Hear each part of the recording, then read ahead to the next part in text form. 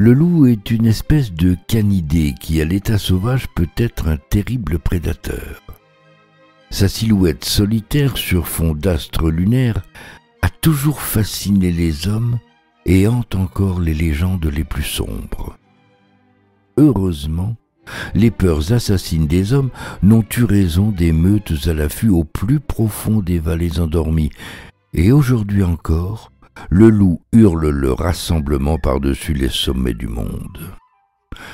Ce hurlement qui paralyse les troupeaux, énerve les patous et panique les bergers n'est pourtant pas un cri de guerre, mais une plainte qui saigne en chaque animal, une plainte qui cisaille les cœurs des mâles solitaires qui lui préfèrent la morsure du piège enfoui sous la neige. Le loup a un cœur vaillant qui refuse la défaite et le repli, une âme guerrière au service de la meute qui sait reconnaître le chef, son mâle dominant qui jamais ne donnera la patte comme ses lointains cousins s'avilisent à le faire. Pour qui connaît l'espèce, et surtout son langage canin, il ne fait aucun doute qu'un changement radical a bouleversé la socialité des meutes depuis ce funeste jour de 1936 où Serge Prokofiev s'est commis à produire ce truc musical que les enfants du monde entier connaissent sous le titre de Pierre et le loup. Le succès de ce brûlot fut tel que de toutes les maisons de tous les villages du monde s'échappaient flûtes, hautbois et violons, qu'un vent malin immisçait au plus profond des terriers sous d'un caisse de résonance d'autant d'orgueil blessé. Pour le loup, ce qui se voulait être un conte n'était qu'une baliverne visant à ridiculiser l'espèce très mal représentée par un vieux loup malade et sourd à la musique qui aurait dû l'alerter des dangers imminents.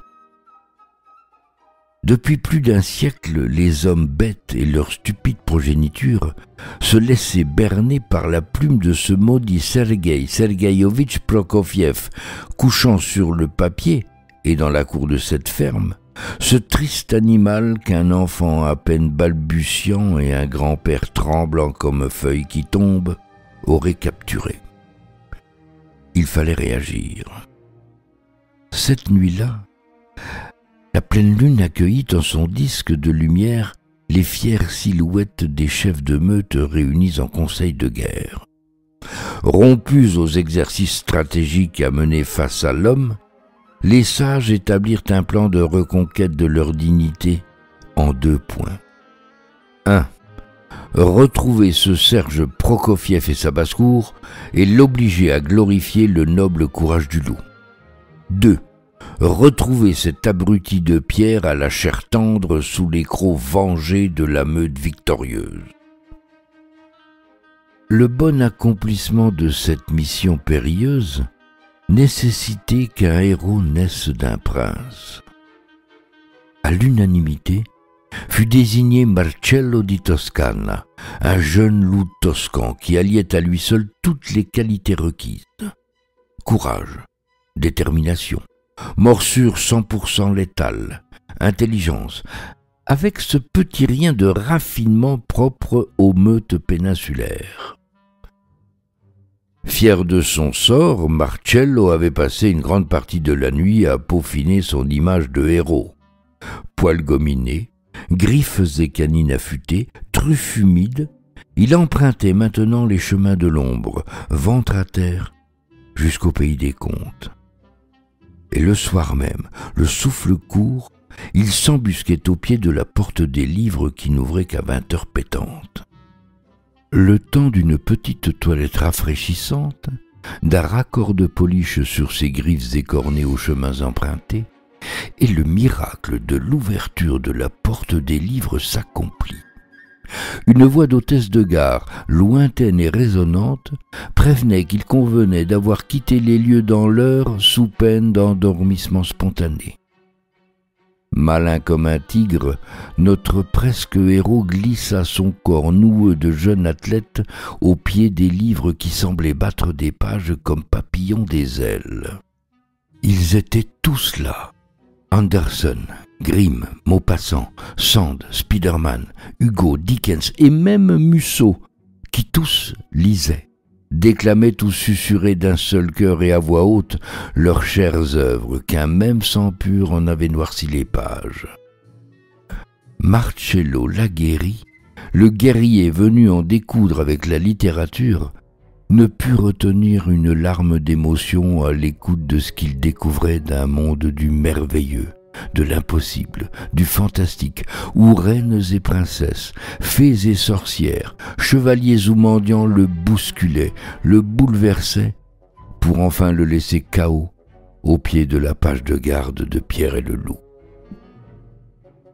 Un sourire ouvrit ses yeux, un sourire d'une immense douceur, un sourire ignorant des tourments et des colères, un sourire permanent. « Où suis-je » balbutia le canidé. « En couverture de Pierre et le Loup, de Sergueï Sergueïovitch Prokofiev » lui répondit une voix douce. Puis, le silence de la réflexion. Ce sourire, ce regard tendre et cette voix. Bon sang, mais c'est bien sûr. C'est Pierre, l'enfant du livre, du cauchemar, de la mission et du hurlement. D'un bond, le loup se redressa sur ses pattes, l'esprit confus, la raison accrochée à ce sourire bienveillant, simple comme un premier jeu d'enfant. « Détendez-vous, ici vous n'avez rien à craindre, et bienvenue derrière la porte des livres », lança l'enfant de sa voix claire. Tout à ses efforts de recouvrer ses esprits, d'enfin grogner, mordre et griffer, Marcello di Toscana laissa s'échapper une nouvelle larme, de celle qu'il gardait depuis longtemps, de celle qui appartenait au louveteau qu'il fut. « Vous tombez bien !» tonna une voix forte et railleuse. « Notre loup est bien malade et ne pourra tenir son rôle. Pour le conte, les enfants, la littérature, pour rien. Accepteriez-vous de reprendre le personnage ? Vous verrez, c'est très simple, il vous suffira de grogner.